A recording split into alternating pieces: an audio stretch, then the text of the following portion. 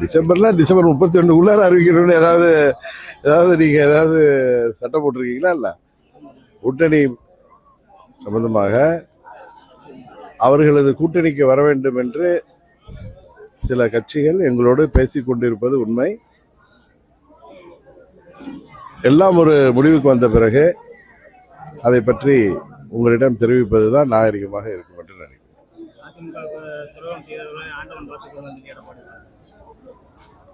ஆண்டவன் துரோகத்தின் நோபல் பரிசு பெறக்கூடிய தகுதியுடையவர் என்று அண்ணன் செங்கோட்டையன் அவர்களால் சொல்லப்பட்ட பழனிசாமி, ஆண்டவன் அவர் செய்த 2017 பிப்ரவரியிலிருந்து அவர் செய்த துரோகங்களுக்கு உறுதியாக அவருக்கு தண்டனை வழங்கி கொண்டிருக்கிறார். 26 சட்டமன்ற பொதுத் தேர்தலில் தமிழ்நாடு மக்கள் மூலம் அவருக்கு அவரது துரோகத்திற்கு இறுதி தீர்ப்பு எழுதப்படும்.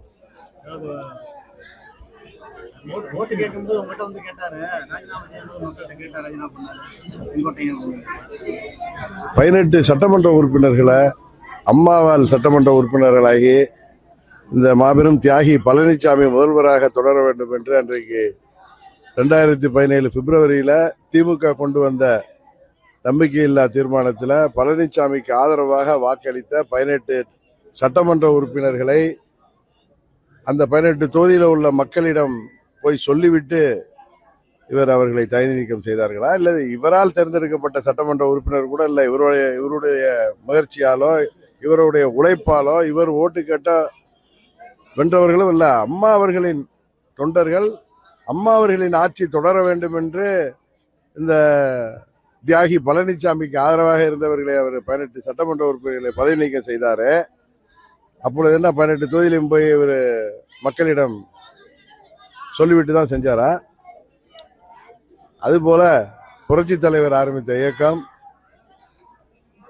அதன் அடிப்படை சட்ட விதிகளை எல்லாம் பொதுக்குழுங்கிற பேர்ல இவர் கைத்தடிகளை கூட்டி மாற்றினாரு. அதெல்லாம் என்ன தமிழ்நாடு முழுவதும் இல்ல அம்மா புரட்சி தலைவரின் தொண்டர்களை அம்மாவின் தொண்டர்களை எல்லாம் சந்தித்து கேட்டுட்டு தான் இவர் மாற்றினாரா? இன்றைக்கு அதிமுகங்கிற கட்சியை இல்லாமல் செய்து இரட்டை இலை என்கிற புரட்சி தலைவர் வெற்றி சின்னத்தை கையிலே வைத்திருக்கின்ற ஒரே காரணத்தினால அகம்பாவம், ஆணவம், பதவி வெறியில, பணத்திமிரில் இன்றைக்கு பேசி திரிகின்ற பழனிசாமி இந்த தேர்தலில் தமிழ்நாட்டு மக்கள் அவர்களுக்கு சரியான தீர்ப்பு வழங்குவார்கள்.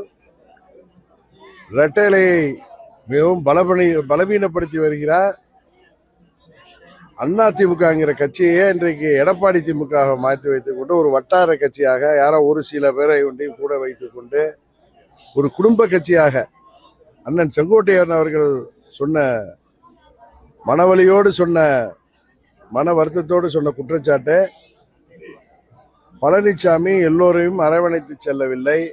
அவரது குடும்ப உறுப்பினர்கள், அவரது மகன், மைத்துனர் மற்றும் சகலை தான் இன்றைக்கு அந்த கட்சியை நடத்தி கொண்டிருக்கிறார்கள் என்று ஒரு குடும்ப கட்சியாக பழனிசாமி மாற்றிவிட்டார் என்ற குற்றச்சாட்டு எல்லாம் வேண்டுமானால் அங்கே இருக்கிற தொண்டர்கள் வேண்டுமானால் இன்றைக்கு வேறு வழி இல்லாமல்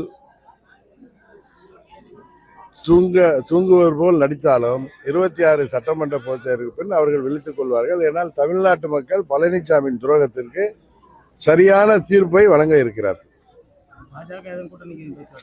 எல்லாரும் என்னோட வெயிட் பண்ணி பார்ப்போம், அவரு என்ன நடக்குதுன்னு பார்ப்போம். பிளே ஸ்டோர் மற்றும் ஆப் ஸ்டோரில் இருந்து பாலிமர் செயலியை QR கோடு மூலம் பதிவிறக்கம் செய்யுங்கள். செய்திகளை உடனுக்குடன் பெறுங்கள்.